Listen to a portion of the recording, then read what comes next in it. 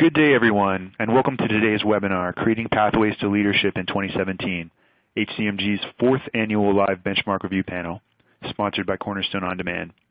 My name is Andrew Greisman. I'm the Senior Research Analyst and Report Author here at HCMG, and I'd like to take the next moment to introduce our panelists.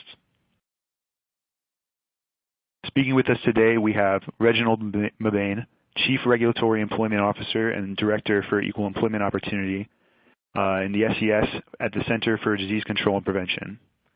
Aaron Lee, Director of Leadership and Professional Development at the Veterans Benefits Administration.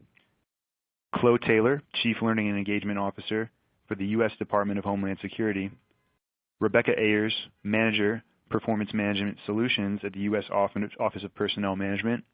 And lastly, Steve Doborowski, the Principal for Thought Leadership and Advisory Services at Cornerstone OnDemand. I'd just like to take the next moment to go over a few features of our webinar platform, which is On24, as well as let you guys know that we are going to be letting you have an early release of our 4th Annual Benchmarking Study. You can navigate to the Resource Center at the bottom of your screen and download several pieces of content we have hosted for you, including the report, an infographic, and some featured links provided by Cornerstone OnDemand. Secondly, there will be a live Q&A session following today's panel discussion, so please direct any questions you may have through the questions box on your screen. And to make today's webinar as interactive as possible, we've included some polls during the discussion. If you're not familiar with On24, once the poll comes up on your screen, simply click your response and hit submit, and we'll do the rest.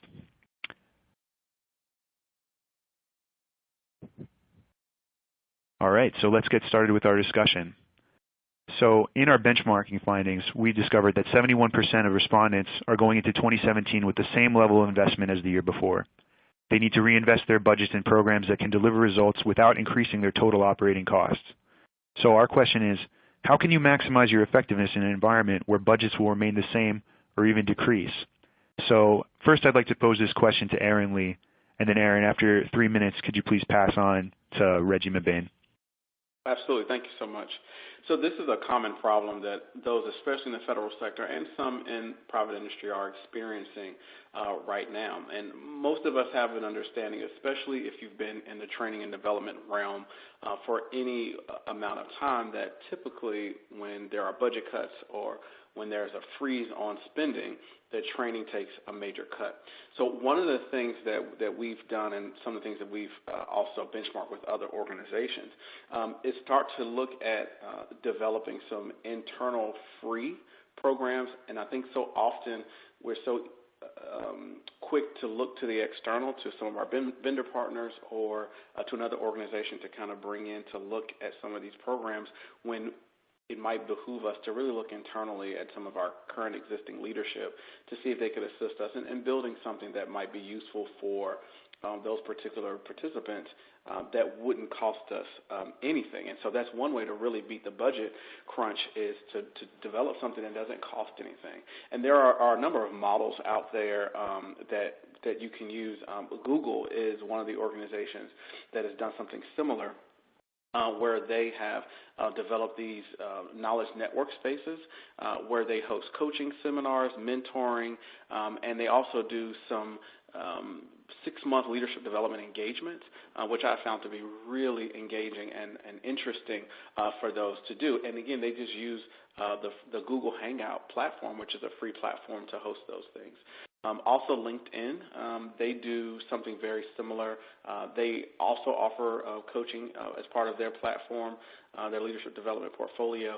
But something new that I was a part of that they have recently launched is a training program for new employees. So it's kind of almost like an orientation program into the culture of the organization. And so I think that's going to show great dividends in the years to come, that they don't have to fly all these people in to do these certain things, and using the technology that exists to do that. So again, there's some really great benchmarks out there. So even when your budget is either decreased or gets taken, that doesn't mean that leadership development or effectiveness has to stop. And so I'll pass it on to Reggie.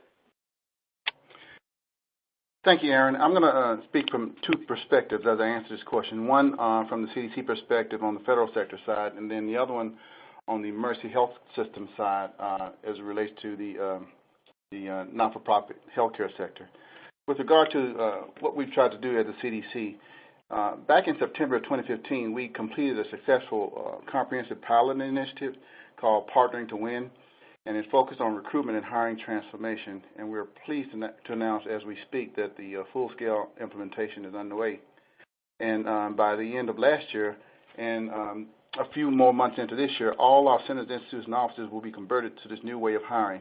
In essence, what it means is that we partnered to change the culture around the way we hire between our centers, institutes, and offices. And so the goals of this new platform were to improve the quality of our applicants by reducing the number of job requisitions turned in with no selection due to poor applicant quality. We reduced that to less than 5%.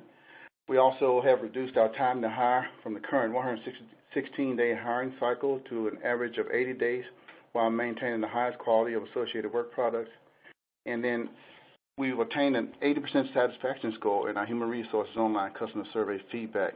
And what that means is with these changes, we also get a customized workforce analysis, early and robust engagement of the subject matter experts and the selecting officials, a new competency-based assessment rating method, and stronger and more collaborative processes and efforts. So we've been able to do, in essence, more with less, given the constraints on the budget as we've all have a tendency to face. On the Mercy Health System side, speaking with regard to where talent management makes a difference, we look at several areas to help us improve on what we've already invested in, starting with talent acquisition, diversity, engagement, retention, and an algorithm that we use internally called our Orientation Net Promoter Score. With our focus on already invested talent acquisition processes, we continue to see a lift in our percentages for our top talent and reaching our goal now of hiring a top talent in terms of 80% for all of our nurse placements at the present. On the diversity side, we've experienced a 26% increase in diversity placements over the last 5 years. And when I look back on the 8 years ago when I joined this board, this is tremendous progress. On the engagement side, we've taken our high-performing leaders and also increased our engagement with regard to them and their departments and centers related to other comparative organizations to over 13%. On the retention side, we found our investments in holding out for our top talent also pays dividends by delivering what we calculate to be a 3% premium on retention. And then last and certainly not least, on the orientation side, we have an internal algorithm that we developed called the Orientation Net Promoter Score. Now, this aligns with our investments in talent selection, and we made significant investments in the past in our orientation and onboarding solutions. And so to date, what that means is that our net orientation promoter score is 85%, and the high score suggests that we are hitting the mark with the new hires and setting the stage for peak performance. So as you can see, even though the budgets are decreasing both in the private and the not-for-profit sector and the public sector, we're all being asked to do more with less. But with the investment that we've already made, we're starting to see dividends already. Excellent. Thank you, gentlemen, for your answers. So now we're going to be moving on to our first live poll.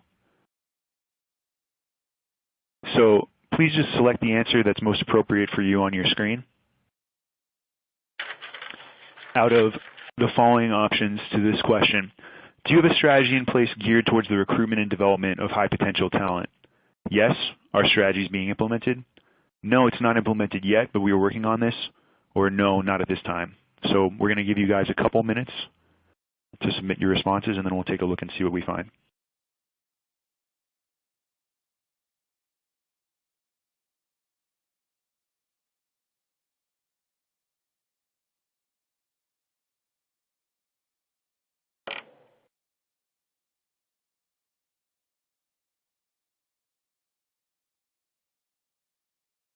All right, let's take a look at these results. So 30% stated yes, you have a strategy and it's currently being implemented. 43.5% said not implemented yet, but we are working on this. And 26% said no, not at this time. So let's take a look at our next slide. What we found in our formal benchmarking effort was that a third of our respondents did not have a formal strategy for helping them realize their goals for their talent pipelines. Our next question is, what is the basis of your talent strategy, And how are you planning on expanding it in 2017? So Reggie, if you could please start this question off again, take the next 3 minutes to respond, and then pass it on to Rebecca, that'd be great. Yes, and again, I'll speak from both the federal sector side as it relates to the CDC and also from the other side with regard to Mercy Health Systems. With regard to the CDC's talent management strategy, there are several things that we have put in place. For example, a recruiter cadre, which is a continuous partnership with our subject matter experts and trained recruiters. We use social media platforms, a CDC career site, and LinkedIn.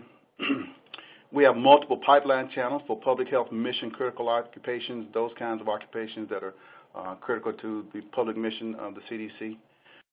There are no plans to currently expand our pipeline programs under current fiscal budget restraints due to the federal hiring freeze. But we also simultaneously have in place as well several fellowships, and participants are assigned to programs and offices across the agency and state and local health departments, and on occasion at the HHS or Health and Human Services Operating Division level, such as the Food and Drug Administration, et cetera. At least 7% of these programs graduates take positions in public health after they graduate. Some of those current programs include our Public Health Associates Program, our Epidemic Intelligence Service, Presidential Management Fellows, O.C. Hewitt Student Fellowship, and too many more to mention on this call. So the last thing I'll mention that relates to the CDC, we also have in place a Career Opportunities Training Agreement, or COTA, and it is a career development tool for helping employees to meet the organization's staffing needs, and also gives them an opportunity to get training and experience to enter new careers. On the Mercy Health System side, we look at it from a three-pronged perspective.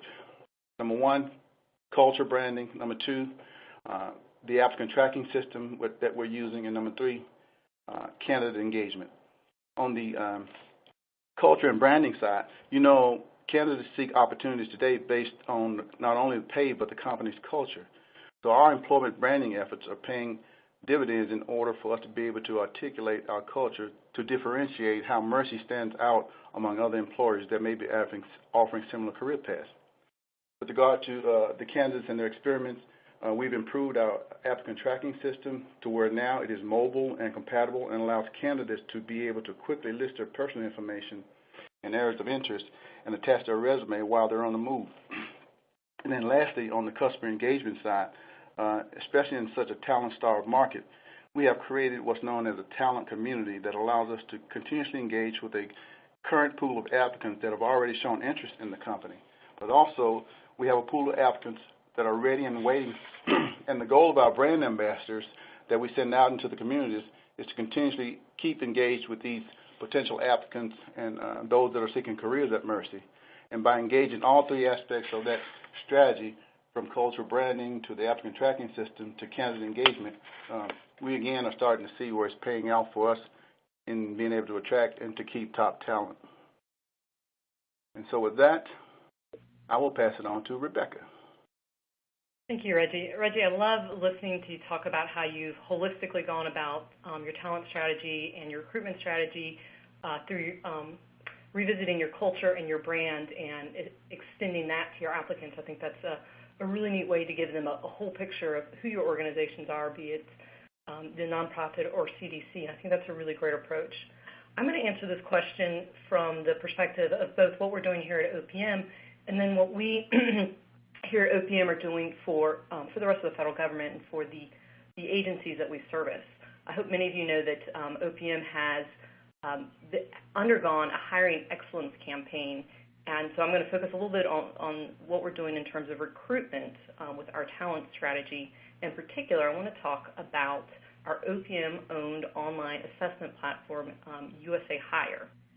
We have found that in order to improve your strategy and to really execute on that strategy and improve your recruitment and the overall talent that you have coming in the door, at the end of the day, you need better hiring assessments to do that. And so through USA Hire, what we are offering is we have tapped into technology to better enable agencies to assess applicants coming in the door. And it can be delivered either through an unproctored or proctored environment. And we've used technology to allow both those like online static assessments.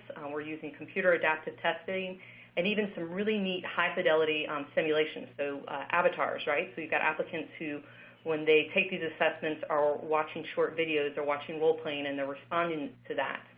And we're just finding a much higher level of the quality of candidates that are coming through by using these quality assessments. And the assessments are designed to measure success on the job, you know, as demonstrated through all the years of research that we have here at OPM on personal assessment methods and what we need to understand about the applicants to be able to assess them completely.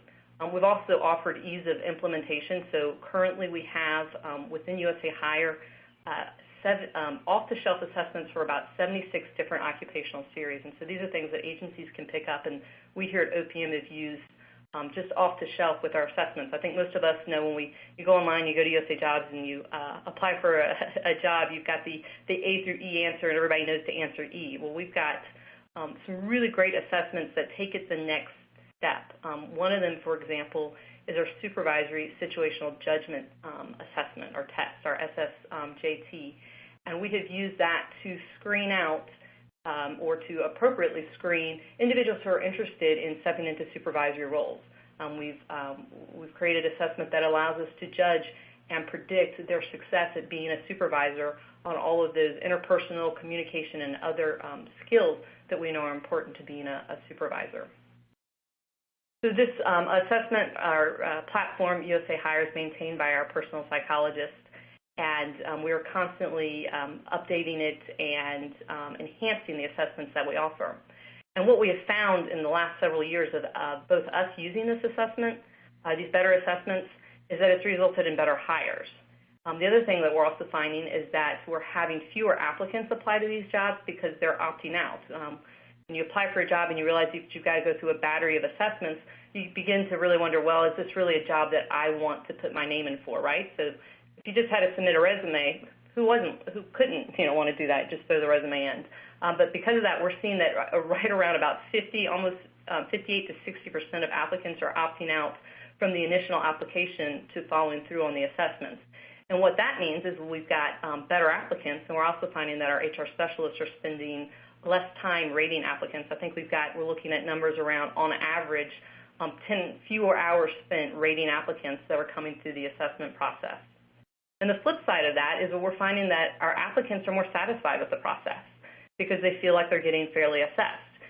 So at the end of every assessment that they take, they answer a little satisfaction test, and we're finding our scores are in the 80s and 90s of applicants who say, yeah, they appreciate being assessed using a more sophisticated assessment process because they feel that they're better able and more fairly able to demonstrate their value or their ability to perform on the job.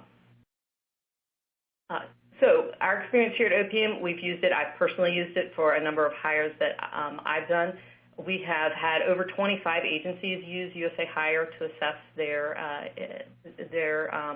applicants. We've had well over 200,000 applicants go through the assessment process for the various assessments that we use. And as I said, we have about 76 different occupational series that we offer for just off-the-shelf assessments. And one particular example of an agency that's been successful at using USA Hire to help them manage the large volume that they have is the Customs and Border Patrol. They've got hundreds of thousands of applicants that they process, year over year, month over month for those Border Patrol agents, and they found that the quality of applicants that they're getting and the number of applicants that they're getting were much better than what they had when they were doing the old way of assessments that many of us have been used to.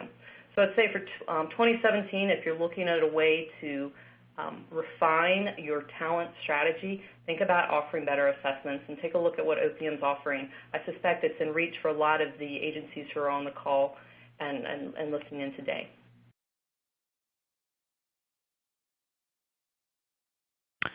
Excellent. Thanks so much, Rebecca. So moving on to our next finding, this pertains to data. So what we uncovered in our research was that agencies generally need better data to inform them and help create scalable programs for their leadership development.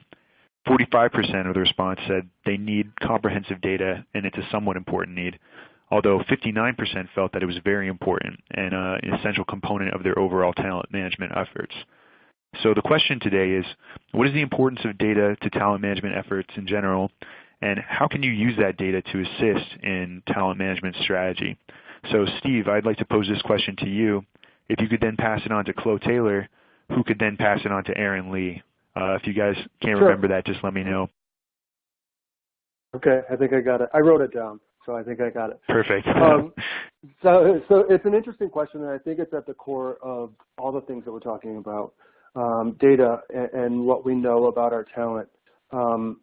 In full disclosure, I work for Cornerstone, but I came from the Treasury Shared Service Center, where I helped agencies identify talent management strategies and then, in effect, implement them through systems. And by systems, I say technologies and programs. And I also headed up the leadership development program for the Internal Revenue Service within Treasury. So I've got some experience in this area.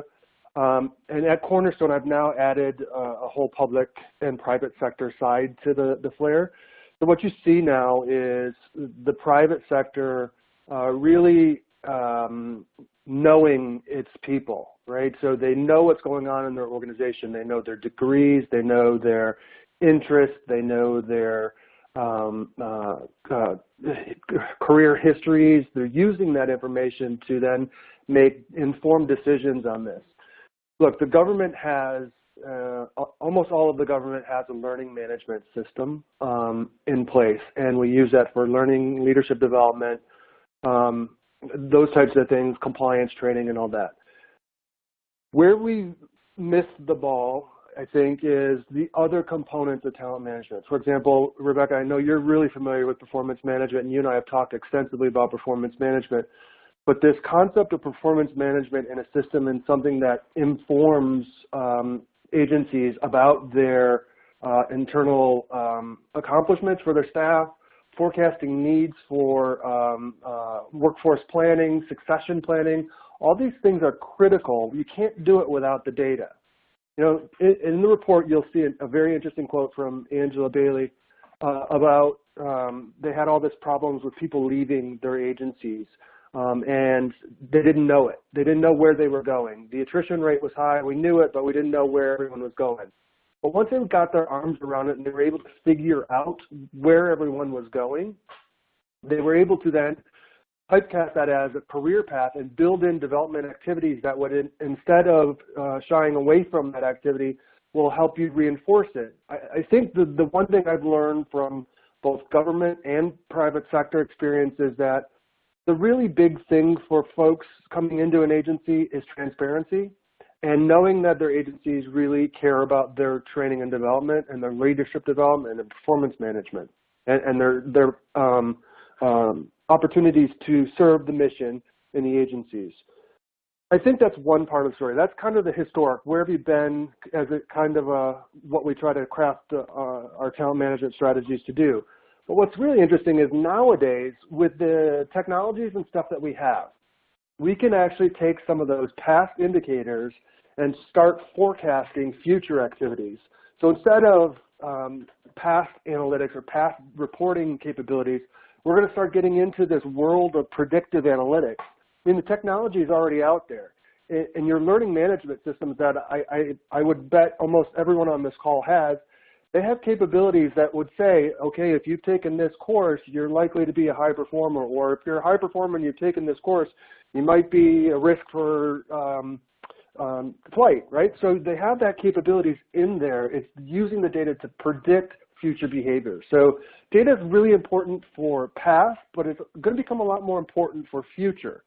Imagine the amount of time the different departments within any agency, whether it's state, local government, or federal government, how much time we spend doing reporting, what learning did we do, how many hours, how much cost, how many different systems do you have to touch to do that, how much administrator time or personnel time do you waste doing that. All right, so enter in OPM and new requirements, right? So they, OPM, and I'm sure Rebecca was very familiar with the Human Capital Assessment and Accountability Framework. They issued a rule that is coming out, that's out already, and it's going to become effective April 11th, 2017, that moves agencies to, instead of the HCAP, you're going to the Human Capital sorry, I forgot it, Human Capital Framework. And in that framework, it has specific requirements that all agencies must be on. And I'm sure this is no different from state and local, that they have the same sort of regulations and compliance rules, right? So the key, I think, in this Human Capital Framework is it's taking, it's enforcing agencies to have an approach, a data-driven approach to link performance and organizational performance. So individual performance and organizational performance together, and show the alignment and show that it's data-driven. So there are a couple components of them. Those metrics are strategic planning and alignment. You're going to need to prove that you have documented evidence of a current agency human capital plan, objectives, workforce plan, performance measures and milestones. You're going to have performance culture requirements. You have to have your SES performance tied to your organizational performance requirements. How are you going to do this if you're still doing your performance reviews on paper or in an Excel spreadsheet, or your scores and your payouts? How are you going to be able to stand up to OPM and say that we are really taking strides, making strides in our talent management strategies and HCAP or HCF, I got to get used to not saying HCAP, Human Capital Framework, where we're actually trying to address those based on the needs of our talent and our human capital. It really becomes paramount to introduce it, and it's really an indicator of why over 94% of the people that were surveyed said that data is at least somewhat important and some very important. So almost everyone gets it. We just have to take steps to make it happen. And I'm going to pass this on to Chloe Taylor for her thoughts on this. Hi, thanks a lot. Hey, I just wanted to piggyback really quickly before I get into my answer from a DHS perspective on Rebecca's comments. Because of the new assessment tool that they're using there at OPM, I could also say that the time to hire has gotten tremendously better because of that. And I think we all have to sort of think about that based on our younger generation or up-and-coming generation. They're not going to wait around a long time for you to call them in for an interview or decide whether or not you want to hire them. So I think all in all, that's a great tool that's in the future, or coming along, I shouldn't say in the future. Let me address the data piece. We believe the data serves as a strong reminder that leadership development is a strategic and long-term business imperative and not a short-term training. A lot of times we just sort of want to just throw it out, you know, sort of saying, okay, you just like it's just data. But I think without the data, we're sort of operating in the dark. And if we expect to yield better business results, and we have to go after the data. It also should align with the talent and our business goals, and requires a careful definition of the capability and our skill and experience requirements. And that's essential for DHS. Our components are responsible for operationalizing talent management development, and many offer programs and approaches that work within our culture and occupational families to identify and develop a high potential talent.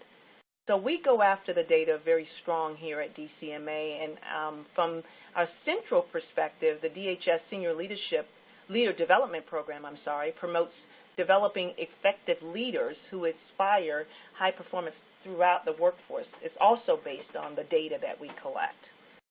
And my last thought on this is we actually use the data for the oversight of a lot of our stakeholders. So it actually helps to, whenever we're on the Hill and we're representing DHS to Congress, it's a big part of answering the mail on the different things that may come our way from OMB and OPM and GAO.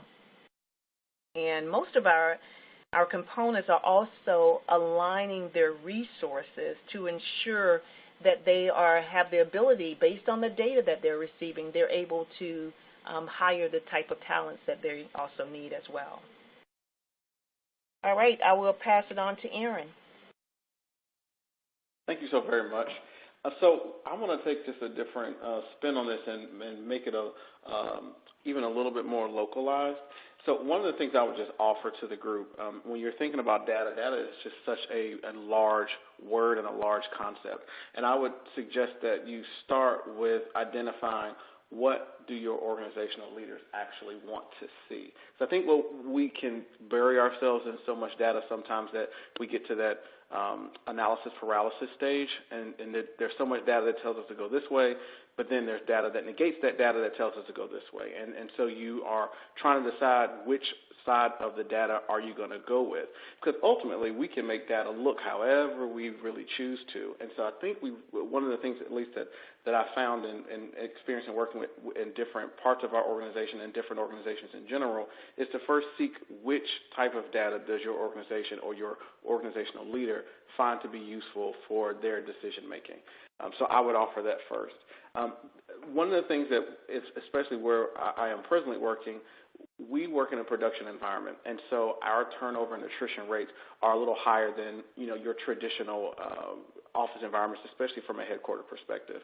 And so when we look at our numbers, we have to think about not just how many people are leaving and why they're leaving, but what gap is being created because of the people that are leaving. So if we have 20 to 30 people leaving from some of our regional and field offices a pay period, then every 30 people that we hire to replace them means that there's 10% additional leaders and supervisors that need to be hired to manage those. And so we've got to work really closely with our HR partners, with the HR information systems that we have to ensure that we're getting up-to-date data, and we usually can get that data pretty quickly as they're cycling through all of the onboarding procedures. We can get that information and be able to make some educated judgment and guesses around what the pipeline is going to need over the next quarter. And so then we can start to fill different gaps that we know presently exist, and then we can start to identify, and I think this was something one of the earlier responders said, start to think about what is to come and what's happening in the future, and start to think about some of those trends. The other thing that we've got to contend with is there's often a lot of congressional pressure around what our hiring looks like. So, for instance, now we're in this hiring freeze, and so when you think about the data that we would normally be collecting, on one hand you say, oh, well, there's really not that much data to collect because we're not bringing in that many people. But this is a great opportunity to collect even more because now the people who are here or those who have just arrived, there are a number of things that are probably going on in their minds and in their own career development ideals. And so to have an idea of what that looks like and what that means for the future and the state of the future of our workplace is critical. So this is a really great opportunity to start collecting some of that information. And more of this is really qualitative. And I think the qualitative data that we can get from our constituents and our internal clients or our employees is going to give us so much more dividends in the future when we try to convert that into or hybrid or marry it with some quantitative data. The other thing, and I'm really big into examples if you guys haven't noticed already, Walmart has a really, really great data framework. And something that you can easily research. When a lot of the newer employees start with Walmart, and especially those who've been identified for a leadership track and potential hypos or high potentials, Walmart has a matching program that they match an employee with a senior leader when they start, and they become kind of a formal mentor for them throughout the first year of their employ. They track that employee throughout their first year, so any data that they can receive from the employee or the supervisor as to their attendance, anything that they're doing really well within the organization, anything developmental areas they work on, and then they meet with them monthly to address some of those concerns. As you could imagine, their attrition rate really took a downward spiral in a good way, so it got a lot lower when they instituted that program a few years ago. And so they've got about 3 or 4 years of data, last I checked, on that particular type of program. And it's something, again, that was started in-house. I'm sure it was probably not of a great cost as far as the money, but more so in the timing aspect of that cost of people doing that, taking time out of their day as a senior leader to work with those people. So those things, I think, combined really assist us in identifying first what kind of data do we need and what kind of data speaks to our leaders, and we want to make sure that the data that you're getting is actually going to assist them in making decisions about how we move forward with our leadership pipeline, also how we look at talent management, not just today, but for those who are to come. Thanks so much for that, Aaron, and everybody who spoke just now. The next slide is going to be another live audience poll. So everybody out there, if you could please take the next minute to mark the response that most suits your situation. Where do you see the greatest need for staff development within your organization? So our answer options are leadership development, continuous learning and development, succession planning, and the use of technology systems and applications. So please select your answer. We'll take a minute to get all of those, and then we'll look at the results.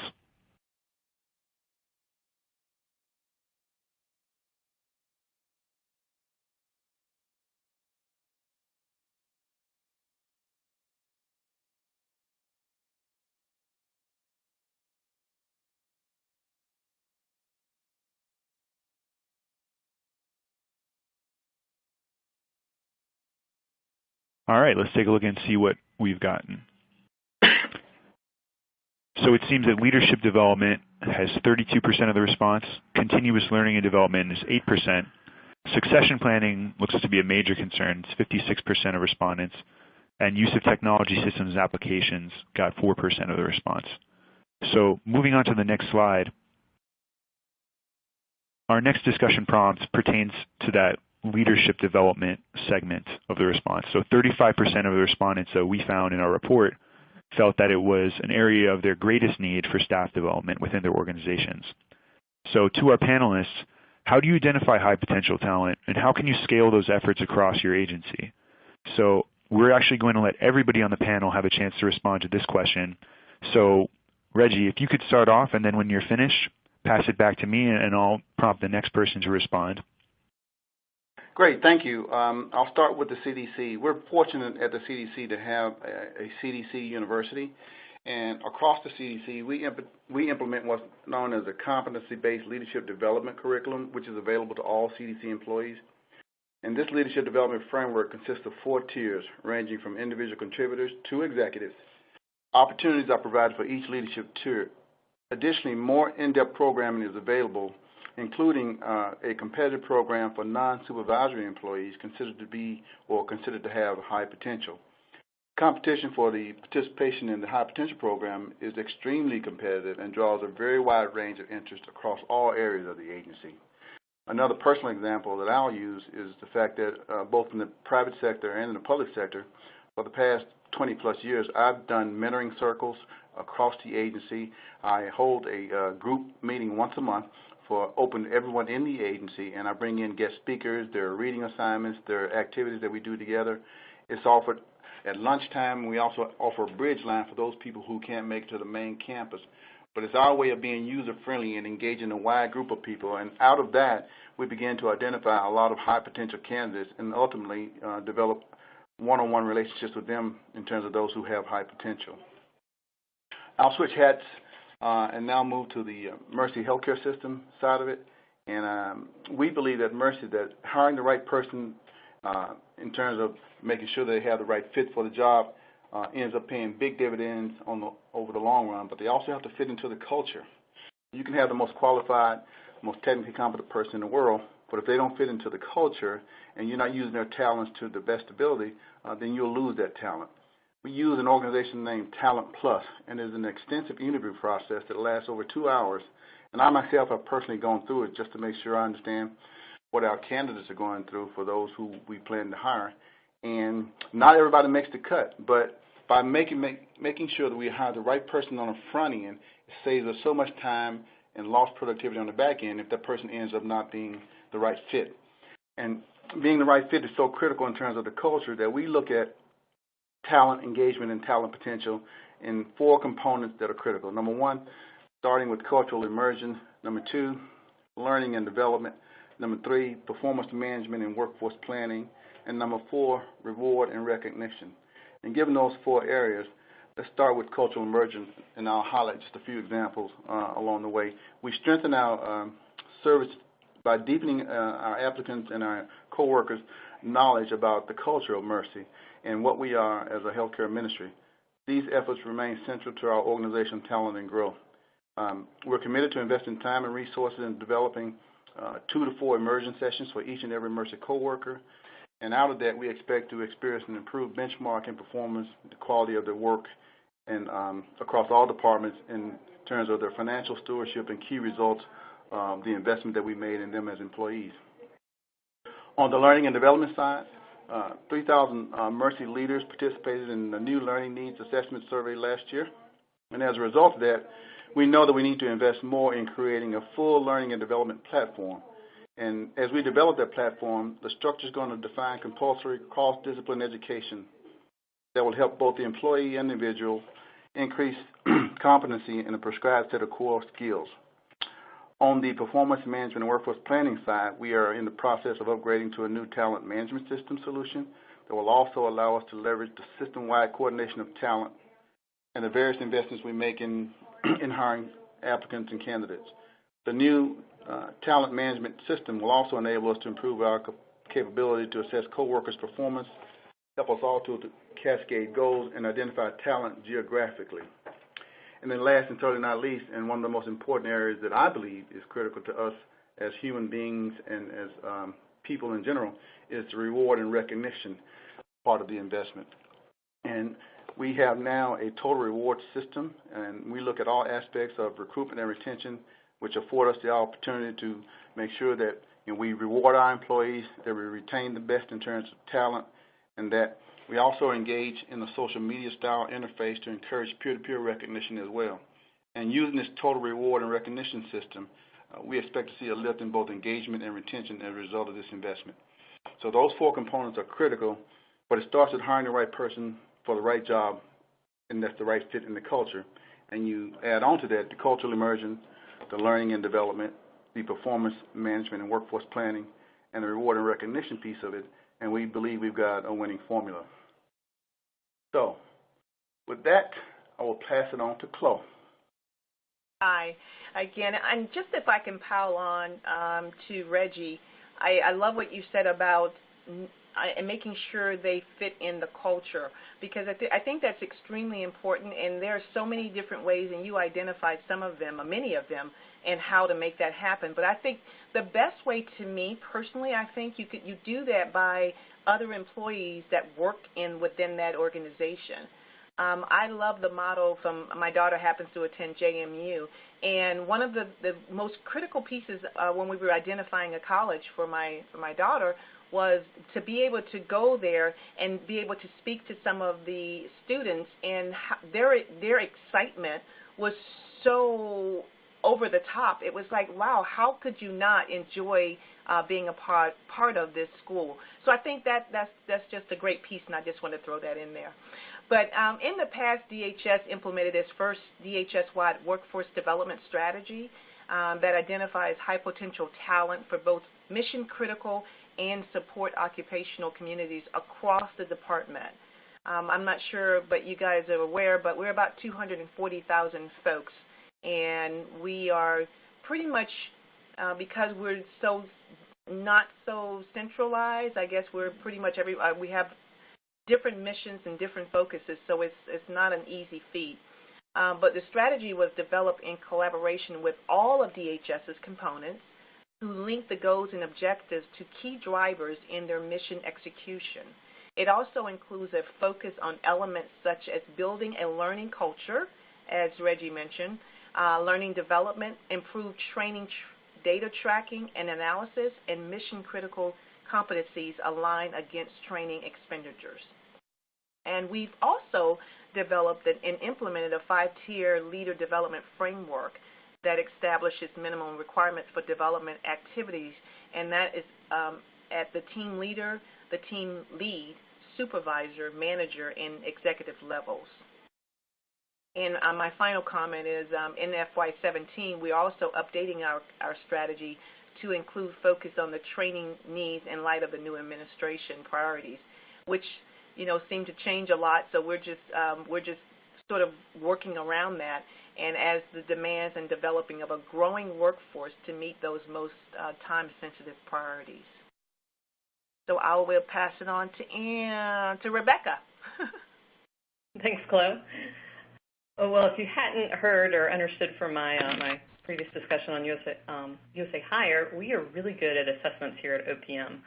And assessments are one of the ways that we have found that we can identify high potential talent and that we can scale these efforts across an agency. And so I really like the intersection of, the conversation we had on data just before and then some of the examples of the various leadership development programs. And I think they really, it comes together nicely when you're thinking about scalability and understanding how to develop talent, leadership talent across your entire agency. And so the assessment I want to mention today that we use here at OPM is our Leadership Potential Assessment, or our LPA. And we developed it to assist agencies to identify employees across all leadership levels that have the ability to succeed at the leadership level immediately above their current position. So it's this multi-source, think of almost like a 360 feedback tool that gathers information about participants from their supervisors, their peers, their subordinates, and any other individuals. So this is an assessment that they can send to, for example, some of the customers if there are people outside of their agency that they want to get feedback on. And it's based on two key research areas that have shown that are critical for leadership success. The first one being ability, and then the second one being motivational factors. Are they motivated to a leadership potential role? This year, within my division of OPM, we issued this assessment and we gave it to our employees and we made it optional for them. They didn't have to. Everyone got the assessment, was able to complete it if they wanted to. And then we also made it optional for them if they wanted to share with their supervisor the results of the survey. But this helped us jumpstart our own succession planning efforts, and we could use it as a talking point or a starting place for talking points for our high potential employees who are preparing for their next step in their career. And so what we did is, we released it to our workforce. Many of them completed the survey. And in my experience with my own subordinates, we spent some time talking about their survey results and what it meant and the opportunities that we had.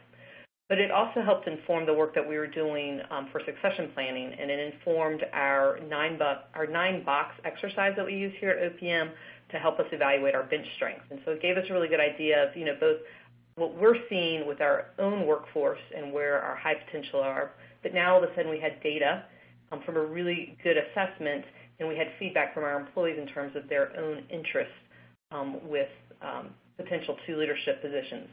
And then, of course, the final step that we did in this was we began to work with them on their IDPs and identifying, individualizing their training and development opportunities for those that show the high potential opportunity.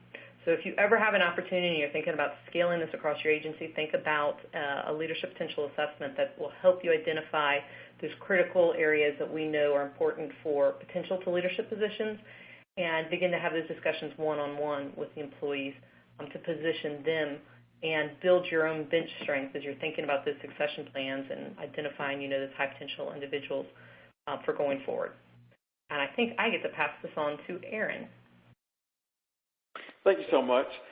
So I don't have a ton to offer outside of what all my colleagues have said thus far, and I'm in complete agreement with all of them. And as Ms. Rebecca just was stating about the assessment tool, I think that is awesome. We've used something very similar to what OPM has as well, and I think that it does give supervisors, those in a talent management office or human capital offices, the opportunity to get some data from those that they may not have the opportunity to witness their actual experience in working or what their potential might be in leadership. So what I would offer, in addition to what my colleagues have said, is to provide something, especially those of you who work in a larger organization and you maybe have other offices that are in like a field type situation, a field station, is to provide those senior leaders at those organizations or the sub-agencies with some tools similar to the assessment tools that they can use that can then help you to feed that information. We offer some training type things like that to our senior leaders out in the field to start to develop their own local leadership development programs because often our office is just not large enough to offer programs for every high potential. And the majority of our programs are competitive, as some of my colleagues have mentioned about theirs. And so we want to make sure that those that we may not reach or may not touch are those who are excellent and just didn't make the cut for this particular leadership program, that they aren't counted out as someone who's not a high potential. So I think that gives you a great opportunity to reach back to those field stations or those sub-agencies where you may not have as much information on those employees or that much data, is to really help those people who are responsible for those employees to train them in identifying those key characteristics and needs, also supplemented with an individual development plan so that the employee also has the opportunity to share some of the ideas that they have for their own career development as well. I think that helps to facilitate an environment and a culture within the entire agency or organization where leadership development is something that's truly sought after.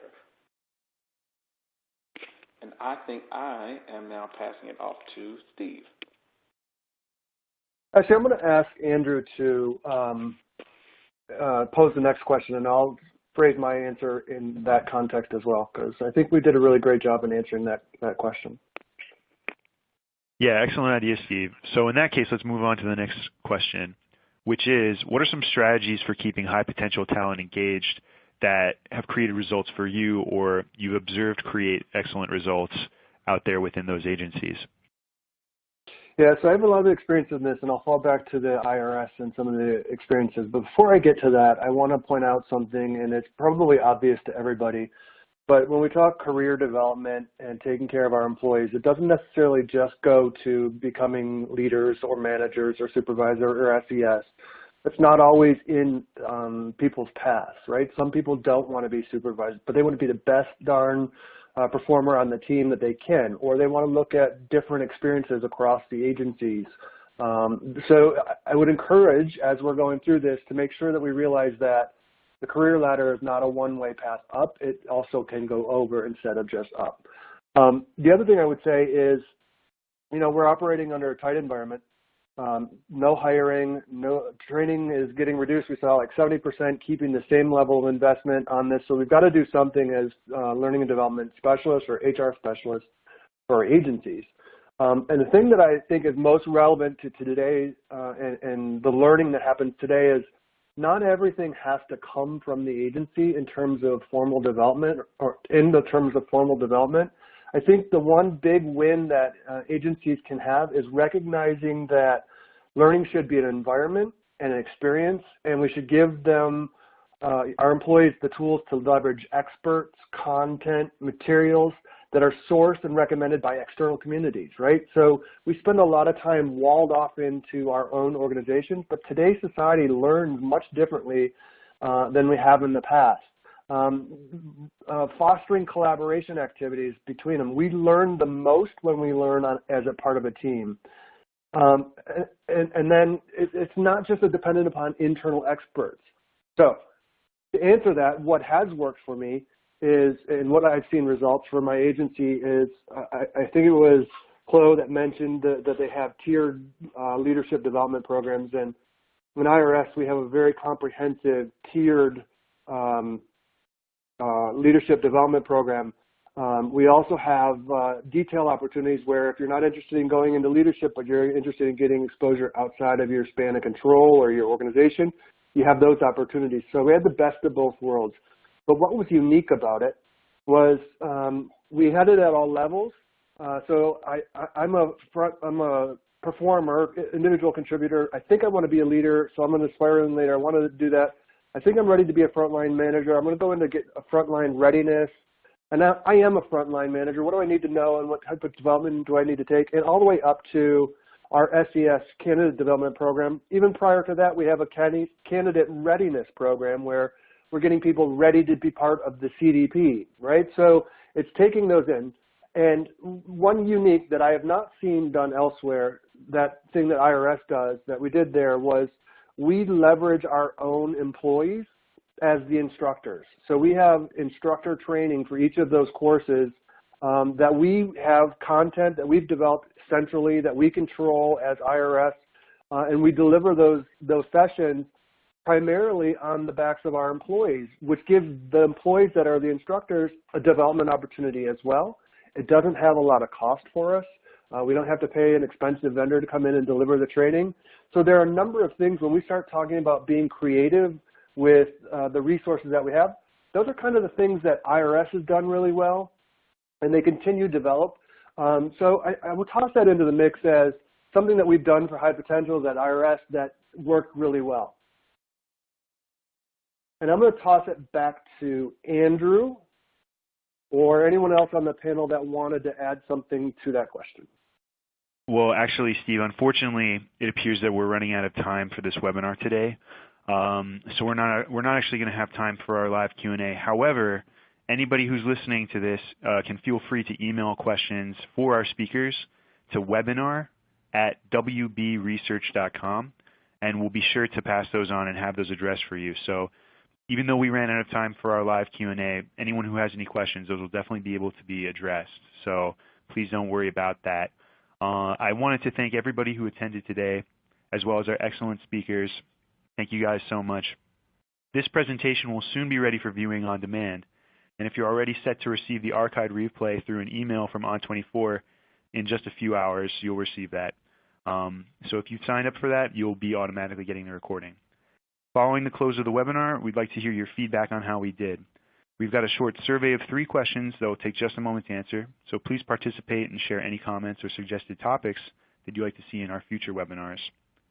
From Cornerstone On Demand and the HCMG webinar team, as well as Worldwide Business Research, thank you all once again for joining us today, and have a wonderful day.